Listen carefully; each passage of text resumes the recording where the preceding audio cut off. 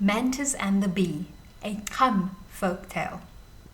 Once upon a time, a long, long, kudala time ago, before humans walked the earth, even before the earth was created, everything was grey, cold, and lifeless.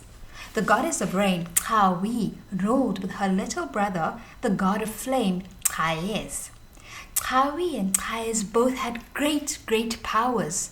They liked to tease each other and compare powers. Khoekhoe seemed to always win as she could put out Khoekhoe's flame with just her raindrops. One day, the two of them were at it again, showing off their talents. With one trying to be better than the other, things quickly got out of hand. They were shooting flames and showering rain. Khoekhoe was on top of Khoekhoe, and then Khoekhoe was on top of Khoekhoe, rolling around until Khoekhoe was on his knees begging for mercy as his flame became smaller and smaller. "Stop!" he shouted. "Don't destroy my flames!" Desperate to change Khoekhoe's mind, Khoekhoe created things. Khoekhoe was excited to play with these things. However, this did not last long because these things were lifeless. Khoekhoe was disappointed. "I have a great gift for you," cried Khoekhoe. He jumped up and used all his mighty powers to create the early earth. Khoekhoe was very proud. Khoekhoe inspected it and she too was impressed. They looked at early earth with great admiration and it inspired them to play. So they tossed it around, throwing it up in the air and rolling it on the ground. Soon they discovered that it was also lifeless. Khoekhoe was not impressed. Khoekhoe had to do something, so he grabbed Khoekhoe's rain stick and showered the early earth with water until it was completely soaked. Khoekhoe was so angry. Khoekhoe and Khoekhoe were confused and desperate. They were moved by frustration and anger and the beat of their hearts. They danced their feelings, searching for a way out, using all their powers to bring to life Khoekhoe, the Mantis. The gods sent Khoekhoe on a journey to find life on the early earth. Khoekhoe, considered a hero by the Kham people, was ready and willing, but he also needed help. So he called on Danis the bee.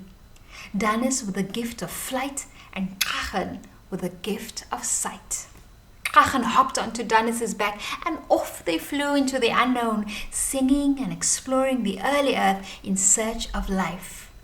Uiba, si o a, uiba, si o a, uiba, si o a, uiba, si o a.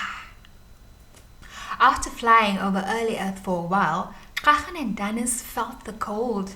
The gods sent the sun, Soris, to provide heat. Soris got closer and closer and closer and closer. His sharp rays were stinging as he became hotter and hotter. Khoekhoe and Danis tried to escape the hot rays, but Soris followed them. Danis became very weak, but Khoekhoe encouraged Danis to use Soris as a source of energy. Soris saw their strength and he backed off as they continued on their journey. The gods then sent the mighty wind called Khoekhoe to cool them off. However, Khoekhoe had a cold laugh. Khoekhoe and Danis tried very hard to keep flying, but the mighty Khoekhoe was just too strong. Khoekhoe and Danis were trying and trying, but they were brave enough to laugh in the face of Khoekhoe. Their song, Uiba si o a, Uiba si o a, encouraged them to be as strong as the wind and to push through. Suddenly, the gods sent thunder and lightning called Gurub to challenge Khoekhoe and Danis by shooting lightning bolts from above. The bolts came at them hard and strong. Khoekhoe and Danis had nowhere to hide, and they tried to duck and dive and dodge the lightning bolts. Exhausted and weak, Danis drew strength from deep within to stand up against Gurub.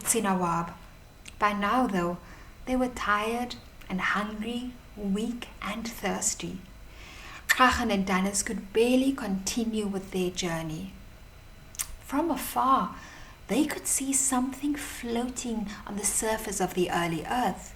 It was a flower, and it called out to them. Khoekhoe and Mantis were so relieved. They prepared for landing, and down they went, holding on tightly to each other. Once they got inside the flower, Mantis and Bee gave thanks to the flower. Bee, though, was feeling very weak now. Mantis looked at his loyal friend and was thankful that they made it so far. Bee became weaker and weaker, and they knew that the journey was just too much for Bee. In his last moments, Bee handed Mantis a gift from deep within, and closed his eyes. Mantis was sad and said goodbye to his friend and thanked him for the gift. Mantis held the gift close to his heart and buried it deep inside.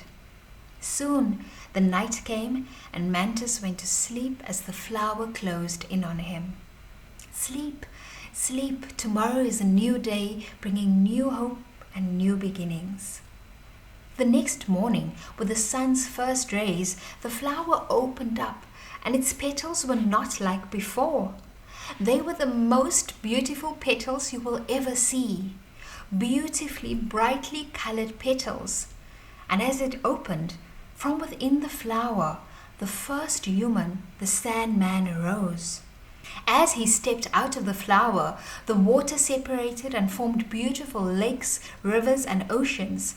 And the water gave way for land, forming beautiful mountains and rolling hills, with healthy soil for trees and fruits to grow.